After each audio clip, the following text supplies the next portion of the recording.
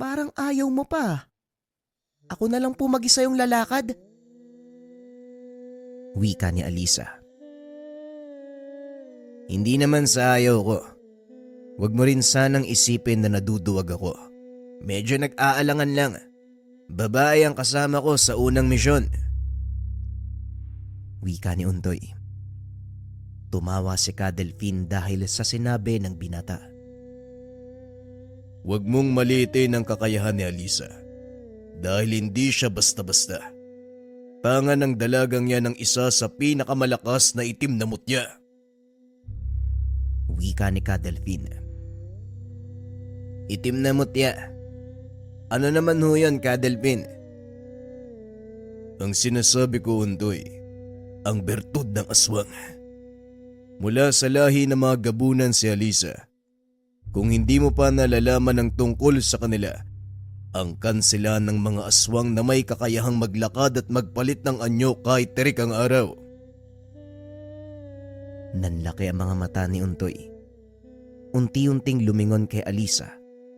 Nakangiti ito ng nakakaloko sa kanya. Aswang? Ka-Delfin, baka sumpungin ng gutom yung babaeng yan at ako ang gawing merienda. Nagtawanan ang mga kasama nila sa loob ng bahay. Maging si Alisa, natawa sa naging reaksyon ni Untoy. Huwag kang mag-alala. Dahil ang mga gabunan na gaya ni Alisa, hindi kumakain ng tao.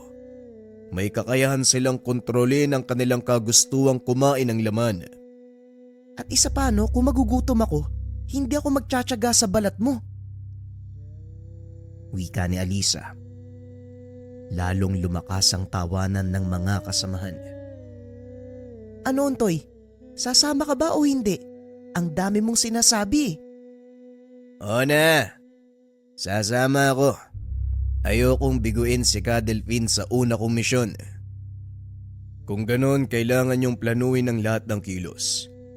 Untoy, sumunod ka sa diskarte ni Alisa. Isa siyang batikang espiya, kaya alam niya ang gagawin pagdating sa ganitong mga bagay. Wika ni Ka-Delfin. Kami na po ang bahala ni Untoy. Halika na, pag-usapan natin ang mga dapat gawin. Hayaan mo ng mga nakakatanda sa pagpaplano ng mas malaking gawain. Wika ni Alisa, sabay hatak sa kamay ni Untoy. Naiwan si Ka-Delfin at ang dalawa nitong kasama. Sigurado ka ho ba sa ginawa mo? Binigay mo ang mutya ng santel mo kay Untoy. Wika ni Aeneas.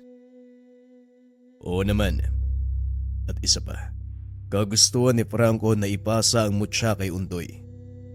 Siya din ang tumutok sa pagsasanay ni Untoy, kaya alam kong alam ni Franco ang ginagawa niya. Gusto ko lang ipaalala sa'yo, hindi basta-basta ang kakayahan ng mutya ng santel mo. Elemento ng apoy ang pinag-uusapan natin dito, amo. Huwag kang mag-alala, Aeneas. Hindi ko naman papalakarin si Untoy at Alisa hanggat hindi natututunan ni Untoy ang paggamit ng mutya. Maging ako, kinakikitaan ko ng kakaibang potensyal si Untoy. Nasaksihan ko kung paano siyang tinuruan ni Franco. Mabilis makakuha ang batang yan. Wika ni Nato. Simula ngayong araw, iwasan niyo ang pagtrato kay Untoy bilang bata. Opisyal na kasapi ng pangkat si Untoy. Masyado nang marami ang pinagdaanan ng binatang yan. Simula nang mawala tayo at ayon pa kay Mang Ernesto. Isinakripisyo ni Untoy ang sariling buhay para ipagtanggol ang baryong ito. Malaki ang utang na loob natin sa batang yun kung tutusin. Kung hindi dahil sa kanya, maaaring wala na tayong babalikan pa. Wika ni Ka-Delfin habang nakatingin sa dalawang kabataan. Nakita ko na nung kaya mong gawin, pero sana unawain mo ang sasabihin ko. Medyo may pagkahangal ka eh. Hindi ka nag-iisip. Padalos-dalos kumagpa siya. Paano kung hindi dumating si Ka-Delfin Ano sa tingin mo ang mangyayari? Sa totoo lang, aminado ako sa sinabi mo. Nang mga sandaling yun, hindi ko na inisip ang sarili ko eh. Wala nang ibang mahalaga sa akin kung hindi ang may pagtanggol ang mga taga-baryo. Nauunawaan ko ang saloobin mo. Pero hindi dapat ganun, Untoy. Kailangan mong unahin ang sarili mong kaligtasan. Dahil kung mauuna ka mapahamak, paano mong matutulungan ng mga taong umaasa sa'yo? Wika ni Alisa. Hindi inakala ni Untoy na maririnig niya ito sa dalaga. Napakamot na lang ng ulo ang binata at pilit binago ang usapan. Total, Alisa, tayong dalawang magkakasama sa misyon. Bakit hindi natin kilalanin ng mabuti ang isa't isa? Nabanggit ni Kadelphin na mula ka sa lahi na magabunan. Ano ba ang kwento mo, Alisa? Paano kang nakapunta sa pangalaga ni Kadelphin? Mahaba at masalimuot ang kwento tungkol dyan, Untoy. Siguradong mababagot ka lang. Mababagot? Sa palagay ko hindi. Isipin mo na lang, gaano ko katagal nakaupo sa batong yan, no? Habang inaantay ang pagbabalik nila Kadelphin. At isa pa, mahaba ang oras natin. Wala naman sigurong ipapagawa sa atin si Amo, di ba? Wika ni Untoy. At dahil sa pagpupumilit ng binata, wala nang nagawa si Alisa kung hindi ikwento ang tungkol sa sarili. Totoo ang sinabi ni Kadelphin. Mula ako sa angkan na magabunan. Ang tatay ko ang pinuno ng aming lahi. Nagkaharap sila ni Kadelphin dahil lang sa hindi pagkakaunawaan. Pero kalaunan, naintindihan ni Amo ang pananaw ni tatay. Pagsasalaysay ni Alisa. Nagkaharap? Ibig mong sabihin, naging magkalaban si Kadelphin at ang tatay mo? Tanong ni Untoy. Ipinagpatuloy ng dalaga ang kwento. Kaunting pagbabalik tanaw sa kwento ng buhay ni Alisa. Nang mga panong ito, 10 taong gulang pa lamang ang dalaga nang minsang magawi si Kadelphin sa kanilang pamayanan. Naramdaman nito na hindi pangkaraniwang tao ang mga nakatira sa lugar. Ngunit na respeto ang kultura ng mga taga roon. Nakaupo sa gilid ng daanan ang paslit na si Alisa. Naglalaro ito. Nilapitan siya ni Kadelphin upang magtanong. Ineng, saan maaaring sumalok ng tubig? Nauuhaw na kasi mga kasama ko eh. Wika ni Kadelphin. Akbang sasagot na sana si Alisa nang biglang may kumuha sa kanya. Nang mag-angat ng tingin si Kadelphin, nakita nito ang isang matipunong lalaki. Puno ng tattoo ang katawan, mula sa muka hanggang sa binti. Ano ang ginagawa niyo dito sa aking baryo? Hindi niyo ba alam na bawal kayong pumasok dito? Wika ng lalaki. Ngumiti naman si Kadelphin at tumugon. Magandang araw, kaibigan. Paumanhin kung hindi namin nakita ang babala. Naparito lang kami para humingi ng tubig na may inom. Wala kaming nadaan ng ilog sa paligid ng lugar eh. Kaya nagbabaka sakali kaming may balon para makapagsalok ng tubig. Wika ni Kadelphin. Nakatitig lang ang lalaki sa kanya. Hindi ito kumukurap. Amo, hindi tao ang isang yan. Mag-iingat ka. Wika ni Franco. Alam ko, Franco. Umatras kayo at huwag gagawa ng kahit anong maaari nating ikapahamak. Walang tubig para sa inyo. Kaya umalis na kayo sa baryong ito. Muli, kaibigan, paumanhin sa aming panghihimasok. Alis na kami. Wika ni Kadelphin. Naglakad ang mga ito palabas ng baryo. Amo, bakit ka umatras? Tanong ni Franco. Iwas gulo, Franco. Malakas ang taong yun.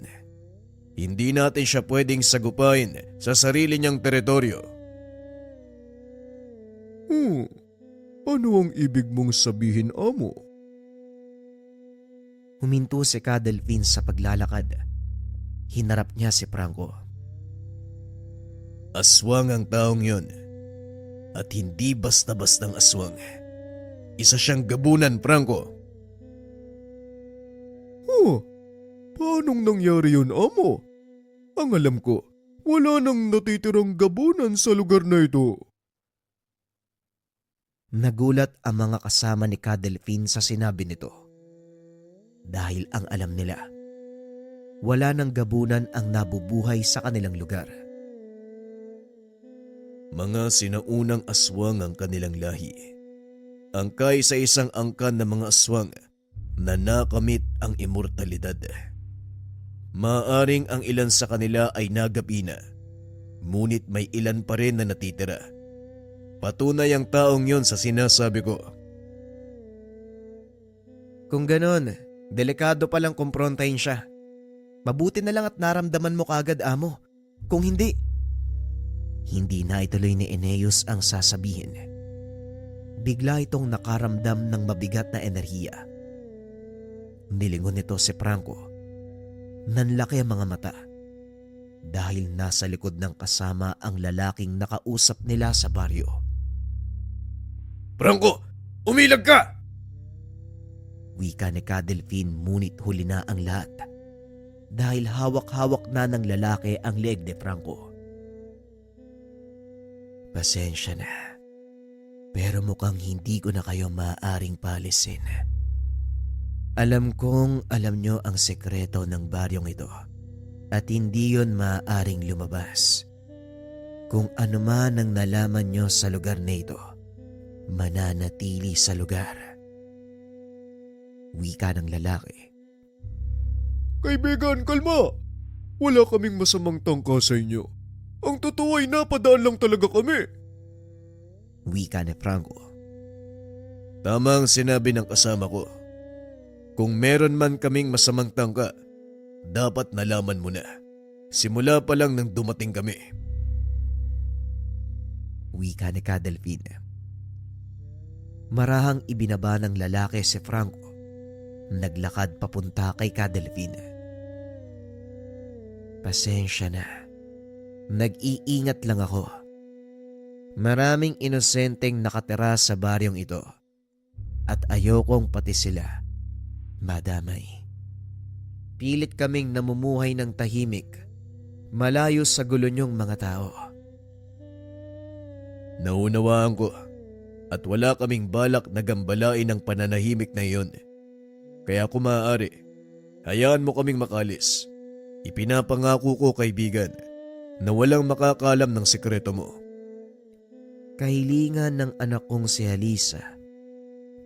Manatili kayo ng kahit isang gabi. Halik kayo sa aking baryo. Magpapahanda ako ng makakain nyo. Wika ng lalaki. Nagkatinginan sina Ka Delphine. Inalalayang makatayo si Franco. Walang yan naman. Nasakal pa ako. Papakainin lang din pala tayo. Wika ni Franco. Patawad sa nagawa ko, kaibigan. Nga pala, ang pangalan ko ay Hitano. Ako ang pinuno ng baryong ito. Ako naman si Ka Delphine at sila mga kasama ko. Si Eneas, Nato at Franco. Ikinagagalak ka naming makilala. Wika ni Ka Delphine. Pagdating sa baryo, habang nakaabang sa gitna ng daan si Alisa, may hawak itong bulaklak. Nang makalapit si Ka Delphine sa paslit, inabot niya ito sa Ginoo. Maligayang pagdating sa aming baryo. Pasensya na po kayo kay ama ha. Suplado talaga yan eh. Lalong-lalo na sa mga baguhan. Tara po, doon tayo sa bukal para makasalo kayo ng tubig na inumin. Wika ni Alisa. Napangiti si Delphine. Kinausap ang mga kasamahan habang nakasunod sa paslit. Ang batang yan ay purong gabunan mula sa dalawang purong dugo. Ang ibig sabihin, ang nanay at tatay niya ay mga gabunan. Teka amo, paano mo nalaman? Tanong ni Eneus. Isang tingin lang sa kanya, Eneus. Pansinin mo ang mga mata ng bata. Sa unang tingin hindi mo ito mapapansin. Pero kapag tinitigan mo ng matagal, makikita mong nag-iiba ang kulay. Wika ni Kadelphin. Pagkatapos magsalok ng tubig na maiinom, bumalik ang mga ito sa kinaroroonan ni Itano. Tapos na po silang kumuha ng tubig, Tay. Ano na po ang susunod na gagawin? Tanong ni Alisa. Samahan mo sila sa ating tahanan. Hayaan silang makapagpahinga. Huwag kayong mag-alala. Ligtas kayo sa baryong ito. Wika ni Itano. Pagsapit ng gabi, nagkaroon ng maliit na kasiyahan para kay Kadelphin at mga kasama nito. Habang nagsasaya ang mga tao, nakarinig ng malakas na pagsabog si Kadelphin. Nakita nito ang bukana ng baryo na nasusunog. Tumayo si Kadelphin sa kinaupuan. Nilapitan si Itano. Nahinto ang kasiyahan nang marinig nila ang sigawan ng mga tao mula doon. Tignan niyo kung ano nangyayari sa bukana. Bakit nagkakagulo? Utos ni Itano sa mga kasamahan. Ngunit pinigilan nito ni Kadelphin. Hindi, Itano. Hayaan mong mga kasama kong gumawa nun. Eneus, Nato, kayo ang tumingin. Areglado, amo. Masusunod. Tugon ni Eneus. Sabay takbo papunta sa pasukan ng baryo. Ngunit hindi na tumuloy ang mga ito.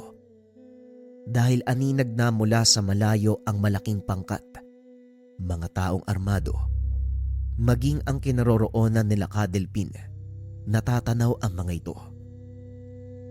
Mga bandido! Itano, sabihan mong yung nasasakupan na ilikas ang kabataan, kababaihan at mga nakakatanda at lahat ng hindi kayang makipaglaban.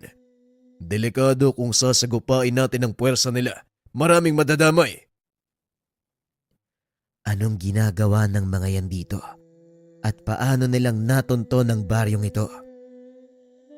Ang grupong yan, binubuo sila ng mga taong may kaalaman sa lihim na karunungan. Marahil naparito sila para sa mga bertud nyo. Wala nang oras para pag-isipan pang tungkol sa bagay na yan. Iligtas mo mga mamamayan sa baryong ito. Kami nang bahalang humarap sa kanila. Hindi, Kadelphin. Baryo ko ito at hindi ako tatakbo. Sawang-sawa na ako sa pagtakas. Oras na para lumaban. Makinig kang mabuti sa akin, kaibigan. Alam kong karangalan mo bilang pinuno ang nakasalalay dito. Pero walang silbi ang karangalang iyon kung mapapatay ka. Makinig ka, kaibigan. Alam ko ang kayang gawin ng pangkat na yan. Hindi lang sila basta mga tulisan. Tumutugi sila ng mga kagaya nyo at kinukuha ang bertud upang idagdag sa kanilang kapangyarihan. At sa palagay ko, may sapat na lakas ang pangkat na ito para talunin ka. Kaya hanggat maaari, tumakas ka na. Wika ni Kadelphin. Kaso nga lang napakatigas ng ulo ni Itano. Nagpa siya itong harapin ang mga sumugod na kalaban. Gaya ng sinabi ko, nasasakupan ko ang lugar na ito, Kadelphin. Kung makikipagsagupaan ka sa mga yan para sa aming kaligtasan, bakit ako tatakbo? Para saan ang lakas at kakayahan ko? Wika ni Itano. Wala nang nagawa si Kadelphin. Inutusan nito si Eneus at Nato na ilikas ang mga taga-baryo. Kung yan ang pasya mo, kaibigan, lalaban ako sa tabi mo. Isang tanong lang ka, Delphine. Bakit mo ginagawa ang bagay na to? Simple lang, Hitano. Dahil sa mga batang kagaya ni Alisa. Siya ang kinabukasan ng inyong angkan. Alam ko ang kayang gawin ng mga taong yan at ayoko mapa sa kamay nila ang anak mo. Malaking problema, hindi lang sa lahi mo, kung hindi sa sangkatauhan. At maliban pa doon, masyado pang bata si Alisa para danasin ang ganitong uri ng karahasan. Kung ganon, samahan mo kong ipagtanggol ang aking nasasakupan. Wika ni Tano. Sabay sumugod ang dalawang pinuno. Samantalang si Franco ay kinuha si Alisa. Kaagad niyang inilayo sa lugar. Nakipagsagupaan si Delphine at Hitano laban sa mga bandido. Malalakas ang mga ito at halos hindi kayanin ni Delphine ang kanilang puwersa. Napakadami ng mga ito at bukod pa doon, malalakas din ang tanga nilang kagamitan. Naramdaman ni Delphine na hindi nila kayang harapin ng sabayan ang napakaraming kalaban. Unti-unti nang nakakaramdam ng pagod si Tano. Marami na din ang kanilang napabagsak. Hindi makalusot ang mga ito sa pinagsamang depensa ng isang gabunan at isang batikang antingero. Hanggang sa nagpakita ang pinuno ng sumalakay na pangkat. Mukhang totoo nga ang sinabi nila. Dito nagkakanlong ang huling angkan ng mga gabunan. Pero anong ginagawa ng isang pirata sa lugar na ito? Wika ng lalaki. Anong pakay nyo sa aking baryo? Tanong ni Tano. Simple lang. Ang tapusin kayo. Makuha ang bertud na nasa katawan nyong mga gabunan. Kaya wag nyo nang pahirapan ang mga sarili nyo. Sumuko na lang kayo ng matiwasay. Kailangan din namin ang bata. Dadaan kayo sa ibabaw ng aking bangkay bago nyo makuha ang anak ko. Pag-uusap ng dalawa. Biglang tumakbo si Tano papunta sa kinakatayuan ng kalaban. Pinigilan nito ni Delphine. Ngunit huli na. Nakipagsagupaan ng pinuno ng mga gabunan. Sa kasamaang palad, masyado nang mahina si Tano mula sa mahabang pakikipaglaban, kaya hindi nito nagawang tapatan ang lakas ng katunggali. Bukod pa rito, punong-puno ng pangontra ang kalaban. Lubang malakas ang pinuno ng mga bandido para sa isang sugatang gabunan. Bagay na ipinagtataka ni Delphine dahil alam niyang walang hanggan ang pisikal na lakas ng mga ito. Hinawakan ng kalaban sa buhok si Tano. Sinugatan sa balikat. Sabay tawa ng malakas. Gaya ng sinabi ko, wala na sa katawan ng aswang na ito ang kanyang bertud. Wika ni Abel. Saka pa lamang napagtanto ni Delphine na totoo ang sinabi nito. Nang makitang bumulwak ang dugo mula sa ugat ng pinuno. Narinig ni Delphine na sumigaw si Alisa. Dali-dali niya itong nilingon at nagsalita. Franco, sinabi kong umalis na kayo eh. Ano pang ginagawa niyo dito? Kunin mo na si Alisa! Wika ni Delphine. Akmang bubuhatin na sana ni Franco ang paslit. Nang bigla itong kumawala, tumakbo si Alisa papunta sa kanyang kamay. Huwag niyo pong papatayin yung tatay ko, pakiusap. Ibibigay ko po sa inyo yung bertud. Hayaan niyo lang po kaming mabuhay. Mukhang maganda yung sinasabi mo ah. O sige, amin na ang bertud ng iyong ama. Nilabas ni Alisa ang bertud ni Tano. Akmang iaabot na sana kay Abel nang biglang maputol ang kamay ng pinuno ng mga bandido. Sinong walang yan pumutol na kamay ko? Walang yaka! Wika ni Abel. habang walang tigil na winawasiwas ang sandata. Masyado kang maingay. Alam mo, napakasakit sa tenga ng boses mo. Wika ni Aeneas. Naroon siya sa likuran ng kalaban. Ngunit nang lingunin niya ito, biglang naglaho ang Ginoo. Isa pang hiwa sa katawan ang natamo ng kalaban. Oo, malakas nga ang tangan mo. Pero walang kwenta yan kung ihahambing sa bilis ko. Wika ni Aeneas, sabay pugot ng ulo ng kalaban. Dali-dali namang kinuha ni Delfin si Alisa habang akay-akay ni Nato si Hitano. Halos wala na itong malay, kaya nagmadali silang umalis sa baryo.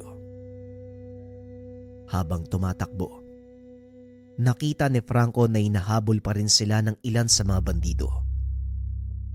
Mukhang hindi titigil ang mga ito, amo. Hanggat hindi natin sila napapatay. Mauna na kayo ni Aeneas. Ako nang bahala sa mga to. Mag-iingat ka, Franco. Hinarap mag-isa ni Franco ang mga humahabol na kalaban gamit ang kanyang kakayahan sa pagmamanipula ng elemento ng apoy. Ito ay naging posible sa pamamagitan ng tangan niyang mutya ng San Telmo. Sa kasamaang palad, masyadong marami ang natitirang kalaban kaya hindi rin nagtagal. Sumuko ang pisikal na katawan ng Ginoo. Natanaw ni Delfin ang nangyayari, kaya naman binalikan nito ang kasama. Saktong pagdating ni Delfin, isang sibat ang tumarak sa katawan ni Franco, dahilan para tuluyan itong bumagsak sa lupa. Alam ni Delfin na posible silang matalo, pero hindi nito inaasahan. Isa sa kanyang mga kasama ang malalagas. Sa sobrang galit, hindi na alintana ng Ginoo ang mangyayari. Sinalubong nito ang mga kalaban. Isa-isang pinabagsak.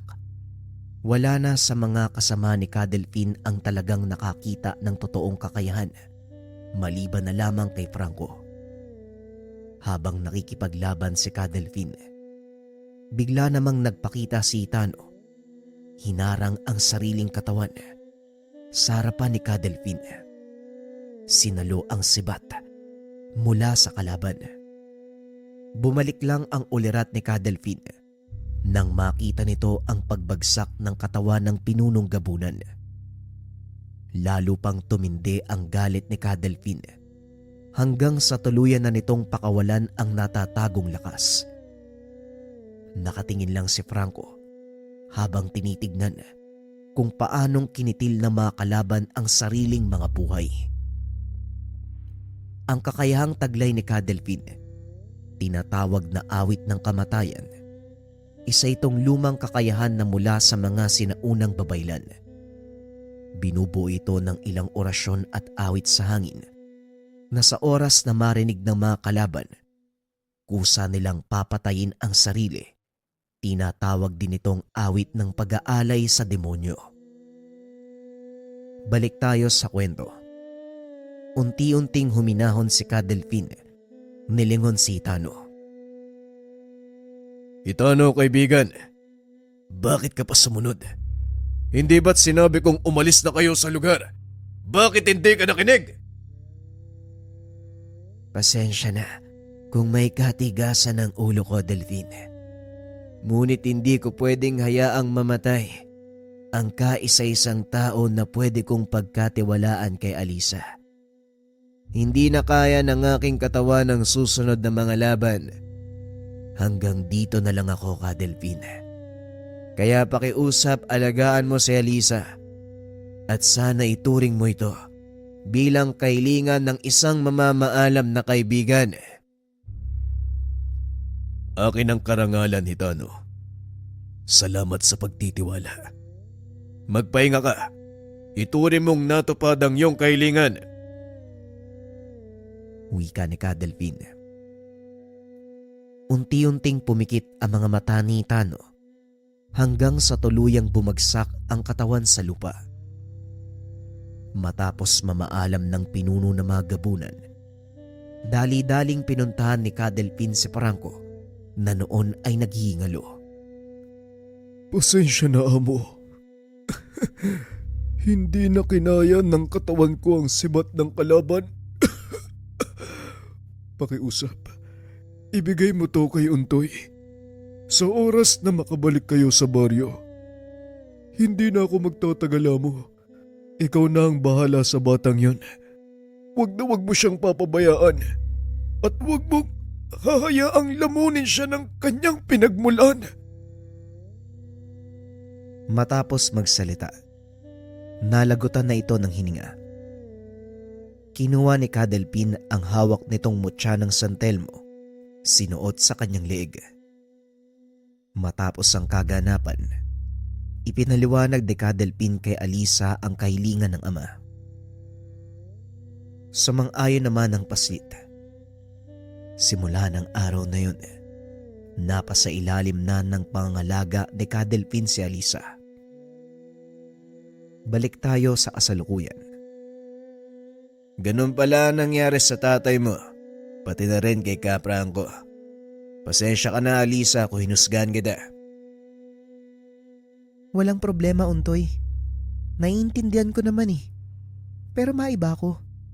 Ano pala ang balak mo sa mutya ng San Telmo? Alam mo ba kung paano gamitin yan? Kahit papano, naturuan ako ni Kapranco kung paanong gamitin ang mutya. Basta ang pinakamahalaga, huwag akong matakot sa apoy na dala nito. Dahil yon ang tutupok sa akin kung sakali. Wika ni Untoy. Nagpatuloy ang pag-uusap ng dalawa hanggang sa makabuo sila ng plano. Kagad itong pinaliwanag kay Kadelpin. Mahusay Untoy at Alisa. Pero hindi pa kayo pwedeng hayaang lumakad. Untoy, sasailalim ka pa sa pagsasanay kung paanong gamitin ang tamang mutya ni Franco. At ikaw naman, Alisa, magpalamig ka muna. Siguradong mainit ka sa mga mata ng kalaban, lalo pat nakilala ka na nila. Malinaw po, amo. Pwede po bang dumito na lang ako? Wala namang nagbabawal sa'yo na umalis o manatili. Kaya sige, gawin mo ang gusto mo. Wika ni Kadelpin. Kinabukasan, sinimulan ni Kadelpin ang pagsasanay kay Untoy. At dahil may kaunti na itong nalalaman, hindi nahirapan ang binata na maperpekto ang paggamit ng mutya ng San Telmo. Kinausap naman ni Eneas si Kadelpin tungkol sa binata. Hindi kaya maging banta si Untoy sa mga kababaryo natin? Lalo pat nakuha na nito ang mutya ng San Telmo? Tanong ni Eneas. Hindi magiging banta si Untoy hanggat hindi napapakawalan ang nakatagong kapangyarihan sa kanyang katawan. Mangyayari lang ito sa oras na makaramdam siya ng matinding galit. Kaya hanggat maaari, iwasan niyong painitin ang ulo niya. Pikon pa naman ang batang yan. Wika ni Kadelpin. Pagsapit ng hapon ng araw na yon, nakatanggap ng paanyaya si Kadelpin mula sa pamunuan ng bayang sumasakop sa kanilang baryo. Bilang kapitan, kailangan niya itong tugunin. Kailangan bang ikaw talagang magpakita doon, Kadelpin? Sa loob ng mahabang panahon, ako ang humaharap na alkalde sa mga ganitong okasyon. Siguradong magugulat siya kapag nakita ka. Wika ni Mang Ernesto. Oo, Manong. Malakas din ang pakiramdam ko na hindi lang basta pagtitipo ng gaganapin.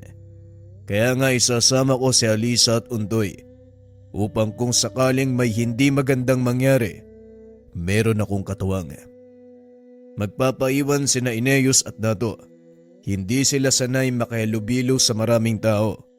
Pwera na lang kung digmaan ang pupuntahan. Hindi ka pa rin nagbabago. Napakahilig mo pa rin tumawa at ngumiti. Bueno, kung yan ang desisyon mo, sige, sasabihan ko na lang si Untoy. Wika namang Ernesto. Kinabukasan maagang nag-ayos si Untoy at Alisa. Matapos ay lumakad na sina Delphine papunta sa kabisera. Unang beses nakapunta ni Alisa sa ganong klase ng lugar, kaya naman medyo nanibago ito. Hindi sanay ang dalaga sa matataong lugar, lalo pat kakaiba ang ugali sa bayan kung ikukumpara sa kanayunan. Nakakapanibago naman yung lugar na to. Eto bang pananamit ng mga tao? At ayoko sa lahat pinagtitinginan ako. Wika ng dalaga. Nakasuot ito ng hapit na pantalon. Maiksing damit pang itaas na kita ang kanyang bewang. Ito naman ang nakasanayang kasuotan ni Alisa, kaya naman pinagtitinginan nito ng mga konserbatibong taga-syudad. Edo, ibalot mo sa katawan mo. Pinagtitinginan ka ng mga tao dahil dyan sa suot mo. Wika ni Untoy habang inaabot ang kanyang bandana. Salamat, Untoy. Pero teka, ano bang gagawin natin dito? Palaging pinapatawag ng alkalde si Delphine. Ang totoo, hindi ko alam kung ano ang dahilan. Dahil ito ang unang beses na sumama ako sa kanya. Tugon ng binata. Maya-maya ay pumasok sila sa bakuran ng isang malaking bahay. Yari sa bato ang mansyon. Maging ang mga bakod nito. Napapaligiran din ng mga bantayang sulok na tila may kung sinong mahalagang tao ang nakatira doon sa lugar. Nakakapagtaka. Ang dami ng bantay ng alkalde. Ano kaya ang dahilan ng pagpapatawag niya sa akin? Wika ni Delphine. Ilang sandali pa ay sinalubong sila ng isang matanda. Nagpakilala bilang taga-silbi ng alkalde. Ginabayan sila nito papunta sa silid kung nasaan naglalagi ang kanyang amo. Laking gulat ni Delphine nang makitang nakatali ng malaking kadena ang pintuan ng silid. Ano po ba ang meron? At bakit nakasara ng malaking kadena ang kwarto ng alkalde? Tanong ni Delphine. Ngunit hindi sumagot ang taga-silbi. Sa palagay ko, tayo na lang ang aalam ng tungkol sa bagay na yan, amo. Ikaw lang ang maaaring pumasok, Delphine. Maiwan dito ang binata't talaga. Oh, narinig niyo ha? Maiwan kayo dito. Ako nang bahalang magbalita sa inyo mamaya. Wika ni Delphine.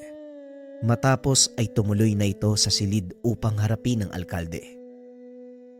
Mabuti naman at pinaunlakan mo ang paanyaya ko, Tandang. Teka, hindi ikaw si Tandang Ernesto. At hindi din ikaw ang inaasahan kong alkalde. Natalo sa alala ng unang nakaupo at ako ang pumalit sa kanya. Ikaw, anong ginagawa mo dito? Nasaan si Tandang Ernesto? Si Tandang Ernesto ay kinatawan ko lang. Ako ang totoong pinuno ng aming baryo. Anong may paglilingkod ko sa inyo? Ikaw marahil ang laging ibinibida sa akin ng matandang yun. Delphine ang pangalan mo, hindi ba? Marami akong naririnig tungkol sa'yo. Isa na doon ang pagiging pirata mo. Alam mo bang pwede kitang ipahuli at pakulong? Oo, alam ko. Pero ano ba ang pinupunto mo, alkalde? Ito lang ba ang dahilan ng pagpapatawag mo sa akin? Ang pagbantaan ako? Hindi naman, Delphine. Ipinatawag kita dahil gusto kong protektahan mo ko. Laban sa taong nagngangalang Isigani. Ayon sa aking napagalaman, isa siyang bandido. Natatakot ako na baka limasin niya ang kayamanang nakatago sa aking bahay. Napatingin sa paligid si Delphine. Muli itong nagsalita. Bahay na yari sa bato. Hindi mabilang na bantay at pintuang yari sa bakal na selyado pa ng malaking kadena. Ano pa ba ang kinakatakot mo, alkalde? Siguro, hindi mo na kailangan ng isang katulad ko. Parang demonyong isigani na yon. Ilang bayan na ang pinasok nila at kagaya ko. Bantay sarado rin ang kanilang mga kaban. Ngunit nalimas pa din ito ng mga bandido. Merong nagsasabi na hindi sila tinatabla ng bala o kahit anong uri pa ng sandata. Hindi kita pinapunta dito para makiusap. Inuutusan kitang gawin ang bagay na yon. Inuutusan? Tama ba yung narinig ko? Alam mo bang walang kahit sino ang nakapag-utos sa akin? Bueno, kung ayaw mo kong sundin, madali akong kausap. Ihahanda ang pag-aresto sa'yo sa salang pamimirata. Wika ng alkalde. Bagay na lalong nagpainit ng ulo ni Cadelfin. Dali-dali nitong hinawakan ang kwelyo ng damit ng alkalde. Muling nagsalita si Cadelfin. Alam mo bang pwede kitang patayin dito mismo, alkalde? Ang ayoko sa lahat, yung nagbabanta. Pero sige, susundin ko ang gusto mong mangyari. Hindi dahil natatakot ako sa mga banta mo, kundi dahil hinahanap ko rin ang taong sinasabi mo. Wika ni Cadelfin sabay tulak sa alkalde. Nanginginig ito sa takot dahil hindi niya akalain na ganon ang gagawin ng Ginoo. Matapos makipag-usap, lumabas na ito ng silid. Ano pong nangyari doon, Cadelfin? Ano ho ang sinabi ng alkalde? Mamaya na, Untoy. Sa bahay na natin pag-usapan ang tungkol sa bagay na yan. Sa ngayon, kailangan muna nating umalis sa lugar na ito. Wika ni Cadelfin. Paglabas ng tahanan, sinamahan sila ng taga-silbi palabas ng malaking trangkahan. Tumuloy ang mga ito sa pag-uwi. Ngunit naisip ni Cadelfin na dumaan sa kabayanan para ipasyal ang dalawa. Maaga pa naman. Bakit hindi muna tayo mag-ikot sa paligid? Hindi ba ito ang unang beses mo magpunta sa kabayanan, Alisa? Opo, amo, pero sa palagay ko, may ilang ako sa titig ng tao sa akin eh. Baka mas makakabuti kung umuwi na lang tayo. Huwag kang mag-alala. Hanggang titig lang ang mga yan. Hindi ka naman nila mababawasan eh. At isa pa, hindi mo na kasalanan kung... Hindi maituloy ng binata ang sasabihin. Nag-aalala ito na baka kung ano ang isipin ng dalaga. Kung ano, Ontoy, ituloy mo kung ayaw mong malagasan ng ngipin. Wika ng dalaga habang nakaamba ang kamao sa binata. Hindi mo na kasalanan kung maganda ang pangangatawan mo. Ano, masaya ka na? Napaka-violente mo. Tugon ni Untoy. Natahimik naman ang dalaga, bagyang nahiya sa sinabi ng binata. O siya, tara na. Nang marami tayong mapasyalan. Alisa, tumingin ka sa mga damitan. Baka may magustuhan ka. Wika ni Cadelfin. Habang nag-ikot ang mga ito, napansin ni Untoy ang dalawang lalaki na panay ang sunod sa kanila. Kaagad niya itong sinabi kay Cadelfin. Cadelfin, mukhang may mga nagmamatsyag sa atin. Kanina ko pa yan napapansin. Hayaan mo sila. Mga tagahanga lang siguro ni Alisa ang mga yan. Tugon ni Cadelfin. Ngunit ilang sandali pa ang nakalipas. Inaya nito ang dalawa na maghanap ng makakainan. Nang makakita na upo ang mga ito sa loob, nasipat ni Cadelfin ang dalawang lalaking sinasabi ni Untoy. Naupo ang mga ito sa kanilang likuran. Laking gulat ng Ginoo nang biglang magsalita ang isa sa kanila. Kung ako sa'yo, hindi na ako makikisali sa gulo. Kailangang mapanagot ang alkalde sa ginawa niyang pagnanakaw sa kaban ng bayan. At kung haharang ka sa dadaanan ng aming samahan, pasensya na. Pero hindi namin nahayaang gawin mo ang bagay na yon. Pasimpleng wika ng lalaki. Saktong tumayo si Untoy at Alisa para kumuha ng kanilang makakain. Kayo ba ang pangkat ng taong tinatawag nilang Isigani? Tanong ni Kadelpin, sabay sindi ng kanyang tabako. Hindi namin alam ang sinasabi mo. Mas makakabuti kung susundin mo na lang ang payo ko, kaibigan. Hindi magkaaway ang pangkat natin. Pero kung makikialam kayo, pasensyahan tayo. Isa lang ang pakay ko. Makaharap si Isigani. At kung kasapi man kayo ng pangkat niya, siguro dapat lang magtagpo ang landas natin. Huwag mo sabihing hindi kita binalaan. Huling wika ng lalaki. Umalis na ito doon sa lugar. Nakita ng dalawa na tulala si Kadelpin, kaya tinapik ito ni Alisa sa balikat. Amo, nandito na yung pagkain, no? Parang ang layo ng tingin mo. Wala naman, Alisa. Sige na, kumain na tayo. Nang makapasyal pa bago magdilim. Tugon ni Kadelpin. Hindi maalis sa isipan ang sinabi ng lalaki. Sa isip ni Kadelpin, maliban kay Isigani, meron pang ibang pangkat na naghahangad na patayin ng alkalde. Matapos ang araw na yun, ipinatawag ni Kadelpin ang kanyang mga kasama. Sinabi nito ang lahat ng kaganapan sa bayan, maging ang natanggap nitong banta mula sa hindi kilalang kalalakihan. Mukhang may pagbabago sa plano. Hindi na natin kailangan ipadala sina Alisa at Untoy para magmanman sa kuta ng kalaban. Dahil kusa silang lalabas upang looban ang bahay ng bagong alkalde. Yun ang aantayin nating mangyari. Sa halip na sa kuta ng kalaban kayo magmanman, Alisa, Untoy, puntahan niyo ang malaking bahay na pinuntahan natin kahapon. Malinaw, amo.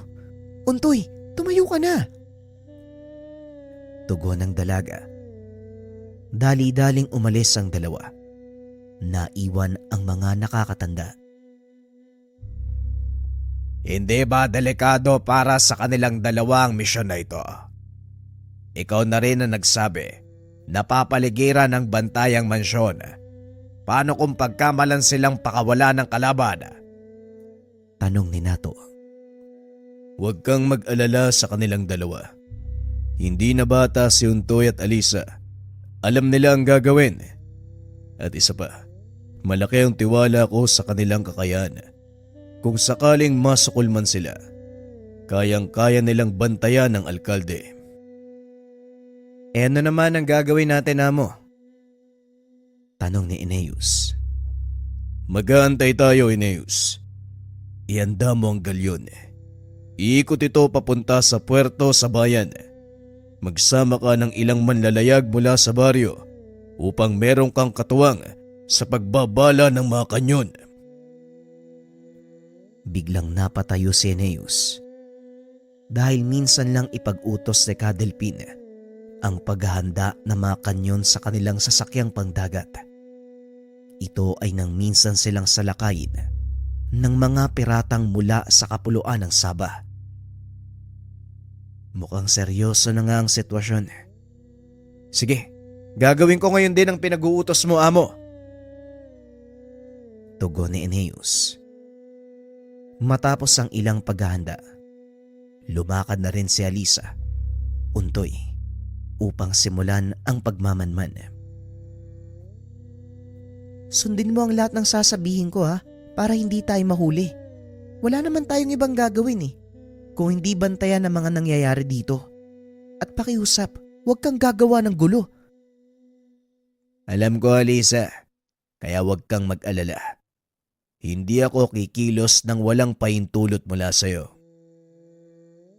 Wika ni Untoy. Nanibago si Alisa sa kilos ng binata. Pakiramdam nito, tila bumait at naging masunurin si Untoy. Hindi na ito nakikipagtalo sa kanya. Bakit parang ang bait mo yata ngayon? Hindi naman ah. Bakit? Anong masama sa pagsunod sa mga sinasabi mo? Gaya nga ng sinabi ni Kadelpin, kailangang ikaw ang sundin ko dahil mas gamay mo ang ganitong gawain. Napangiti na lang si Alisa sa sinabi ng binata. Nakaupo ang dalawa sa lilim ng puno sa tapat ng mansyon ng alkalde. Wala naman silang napansing kakaiba, maliban na lang sa paglabas-pasok ng dalawang karo na punong-puno ng mga kahon. Kanina ko pa napapansin, labas-masok yung kahon sa mansyon. Ano kaya ang laman ng mga yan? Hindi ko rin alam eh. Siguro nagsisimula ng magakot ng gamit yung alkalde. Siguro nga. Pero nakakapagtaka. Bakit siya aalis sa lugar na ito?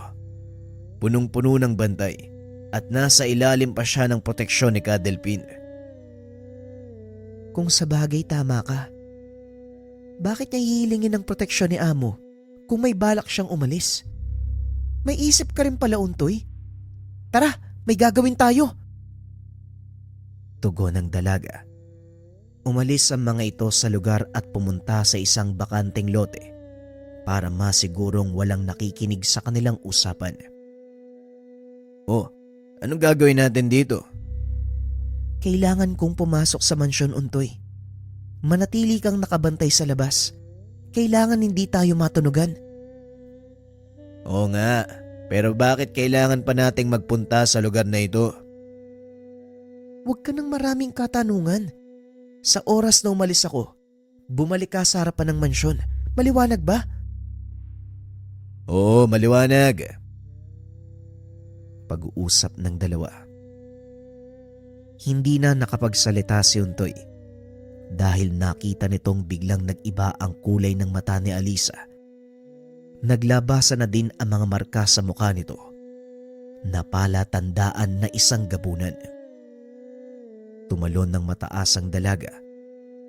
Lumapag sa bubong ng mansyon. Dali-dali namang tumakbo ang binata upang makabalik sa kaninang kinaupuan. Samantala, naglalakbay lulan ng kanilang galyon si Kadelpin at Eneus. Malapit nang dumaong ang mga ito sa pantalan. Biglang nag-utos ang Ginoo. Ihinto ang sasakyang pangdagat. Pero Amo, masyado tayong malayo sa pantalan. Paano tayong dadaong? Hindi tayo dadaong. Sa halip mag-aantay tayo ng hudyat mula sa dalawa nating espiya. Alam kong may hindi magandang mangyayari ngayong araw. At sa inala ko, magpapakita si Isigani sa lugar. Ganun ba, Amo? Ihahanda ko na ba ang mga kanyon? Hindi, Eneus. Hindi para sa kanila ang mga kanyon. Dahil gusto kong makadaumang palad sa laban nitong si Isigani. Wika ni Kadelpin. Sumakay ng bangka ang pangkat mula sa pantalan. Naiwan sa galyon ang ilang pinagkakatiwalaang tauhan ng Ginoo upang magbantay doon sa lugar. Mukhang tahimik ang paligid. Magandang pagkakataon para mamasyal. Tama ba, Eneus? Wika ni Kadelpin. Alam na ni Eneus ang ibig sabihin nito. Areglado, Amo. Mamamasyal muna ako. Kagad umalis si Eneus upang galugarin ang lugar. Nanatili sa pantalan si Kadelpin habang inaantay ang pagbabalik ni Eneus. Ilang minuto ang nakalipas ay nakabalik na ito. Positibo ang sinabi mo kanina, Amo. Nandito nga ang ilang pangkat na mga bandido. Karamihan sa kanila, mga dating tauhan ni Ka Roger. Kaya walang duda, Pangkat nga ito ni Commander Isigani. Kung ganon, kailangan niyong bumalik sa galyon. At ako naman, gagawin ko naman ang aking trabaho. Ang protekta ng isang patabaing baboy ng lipunan. Wika ni Cadelpin.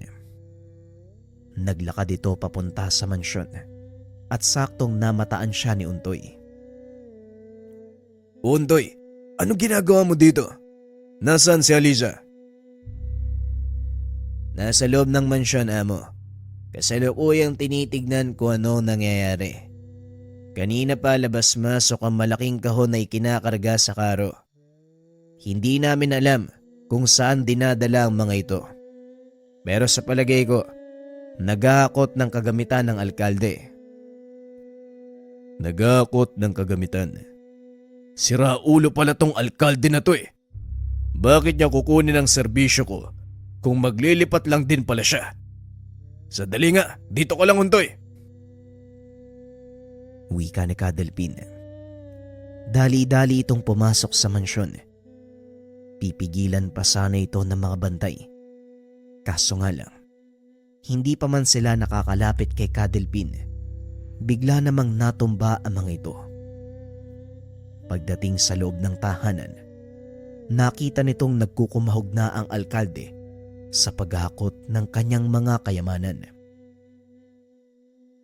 Mabuti naman at dumating ka. Saan ka ba nagpunta? Bilisan mo! Aalis na tayo sa lugar na to. Aalis? Bakit naman? Para saan pa't kinuha mo ang serbisyo ko?